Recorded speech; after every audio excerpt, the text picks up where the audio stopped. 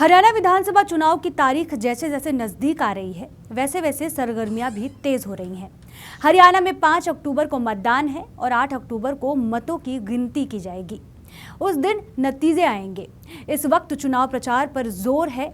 ऐसे में आइए देखते हैं हमारी टीवी 24 की टीम आज हरियाणा की किस विधानसभा क्षेत्र में पहुंची। नमस्कार। हरियाणा विधानसभा चुनाव का काउंटडाउन लगभग शुरुआती दौर में पहुंच चुका है और ऐसे में हर उम्मीदवार अपने वोटर्स को हर नज़रिए से, हर तरीके से छूने की कोशिश कर रहा है। ऐसे में गुरुग्राम विधानसभा सीट पर कांग्रेस के प्रत्याशी मोहित ग्रोवर, उनकी चुनाव प्रचार जो मुहिम है वो खास चर्चा में आई हुई है, क्योंकि उन्होंने एक युवा और पढ़े लिखे होने के कारण हाईटेक तरीके से अपनी चुनाव प्रचार मुहिम को चलाया। QR कोड के ज़रिए जहां वो सामान्य लोगों को अप्रोच कर रहे हैं, वैसे QR कोड के ज़रिए पढ़ी लिखी जमात को, पढ़ी लिखी जो कम्युनिटी है उन्हें भी खास आकर्षण का केंद्र बने हुआ है। ऐसे ही मोहित ग्रोवर से आज खास मुलाकात का मौका मिला। जानते हैं कि वो किस तरह का क्या नज़रिया लेके गुरुग्राम में उतरे हैं और अगर उन्हें सफलता मिलती है तो किस तरह से गुरुग्राम में सुधार करने की कोशिश करेंगे। सर नमस्कार। नमस्कार सर, क्या कहते हैं, गुरुग्राम बहुत ही आज इंडिया का एक ऐसा शहर है जिस पे हर की नज़र है। अगर बोला जाए तो इकोनॉमिक कैपिटल बन चुका है। सो ऐसे में आपको यहाँ से विधानसभा में कांग्रेस ने उम्मीदवारी दी है। सो किस विज़न को लेके उतरे?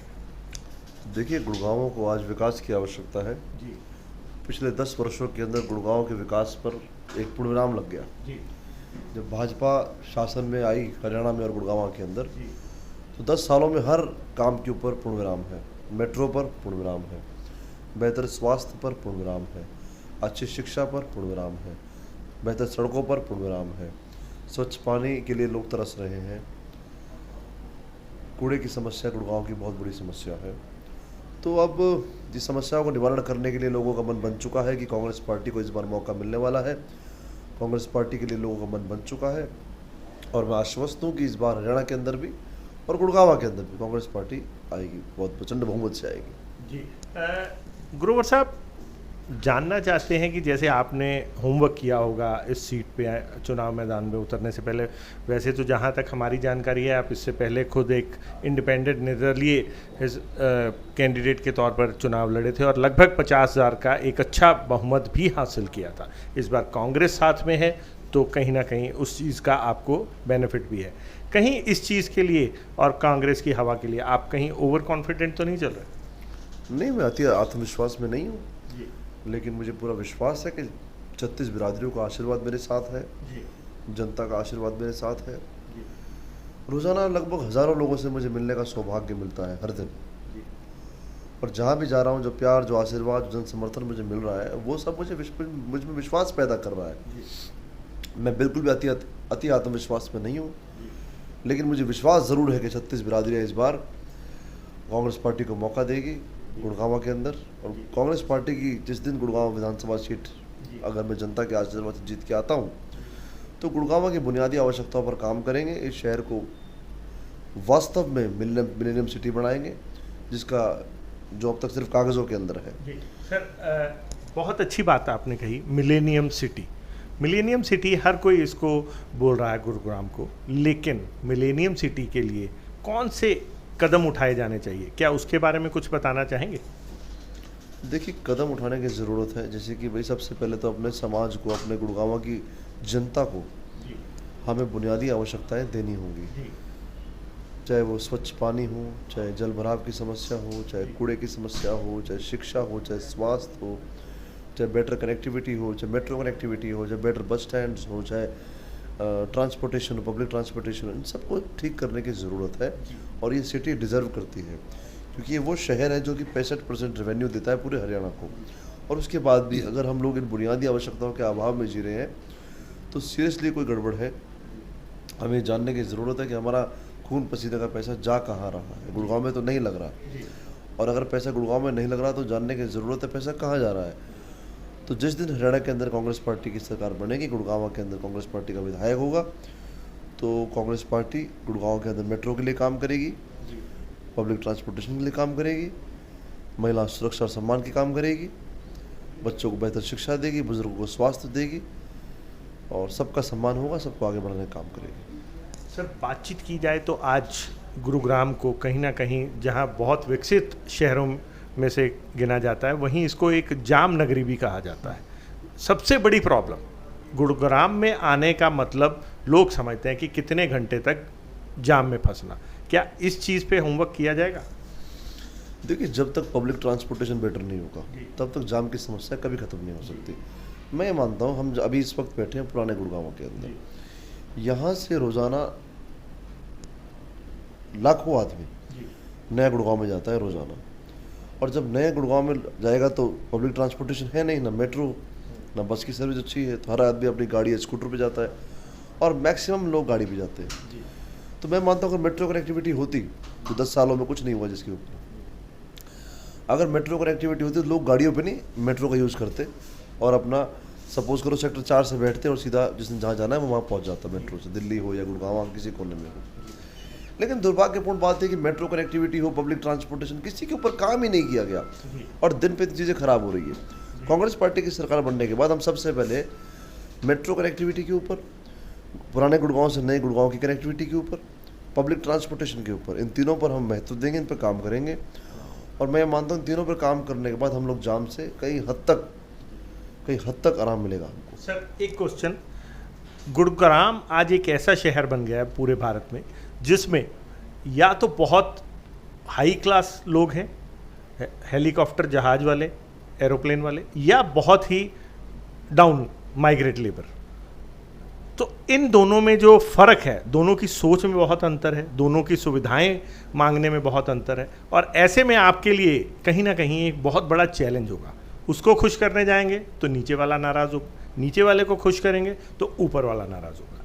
इस ऐसी स्थिति को कैसे निपटेंगे? देखिए, मैं ये मानता हूँ कि समाज सबको, जब तक सर्व समाज की कल्याण की बात ना हो, सर्व समाज के काम की बात ना हो, मैं ये मानता हूँ कि भाई समाज में रहने वाला प्रत्येक वर्ग आगे बढ़ना चाहिए। केवल हम किसी एक समाज की बात नहीं कर सकते, ना एक व्यवस्था की बात कर सकते हैं।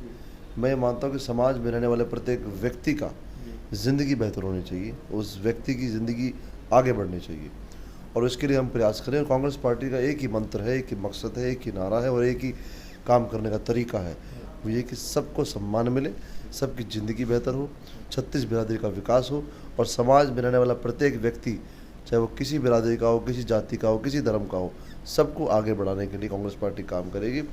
और मैं भी आश्वस्त कर रहा हूँ आपको कि हम भी इसी काम को लेकर के आगे बढ़ेंगे। समाज में रहने वाला प्रत्येक व्यक्ति को सम्मान मिलेगा, उसको आगे बढ़ाने के लिए हम काम करेंगे। सर, एक आखिरी क्वेश्चन, विपक्ष आरोप लगा रहा है कि गुरुग्राम की जो ये विधानसभा सीट है, इसमें सबसे ज़्यादा पंजाब से लोग हैं या पंजाबी कम्युनिटी के लोग हैं, और आप उसी को लेके बहुत ज़्यादा आश्वस्त हैं कि आपकी जीत सुनिश्चित है, जबकि इस बार पंजाबियों में कहीं ना कहीं शायद ये भी है कि आप उन तक सही ढंग से पहुंच भी नहीं पा रहे हैं। तो कहीं ना कहीं ऐसा तो नहीं कि हम बहुत ज़्यादा आश्वस्त हों और कहीं ना कहीं जीती हुई बाजी हमें कहीं ना कहीं लूज़ करनी पड़ जाए, क्योंकि कांग्रेस की हवा है, इसको भी तो कोई नकारा नहीं जा सकता। मैंने पहले भी कहा, मैं अति आत्मविश्वास में नहीं जीता, और जहाँ तक आपने कहा सिर्फ एक बिरादरी की बात, ठीक है, मैं पंजाबी बिरादरी से आता हूँ, पर मैं सिर्फ पंजाबी बिरादरी को रिप्रेजेंट नहीं करता, मैं 36 बिरादरी की बात करता हूँ। समाज के हर वर्ग का, हर व्यक्ति का, हर बिरादरी का, हर धर्म के व्यक्ति का मुझे आशीर्वाद मिल रहा है। और जहाँ तक मेरी बिरादरी की बात है, मैं आश्वस्त हूँ, लेकिन ऐसा नहीं है कि मैं अति आत्मविश्वास में हूँ। मैं काम कर रहा हूँ, मेहनत कर रहा हूँ, मेरा काम अपील करना है, लोगों से आशीर्वाद बटोरना है, और मैं आशीर्वाद बटोर रहा हूँ, सबका प्यार मांग रहा हूँ, सबका प्यार मिल भी रहा है। और आने वाला चुनाव ये तय करेगा, ये जो लोकतंत्र के अंदर, तो मैं मानता हूँ कि भाई मतदाता ही भाग्य विधाता है। बिल्कुल ठीक है, तो हम सर यूथ को कैसे कन्विंस करेंगे, क्योंकि जो सामान्य पारंपरिक तरीके से आप सामान्य वोटर को तो कन्विंस कर लेंगे।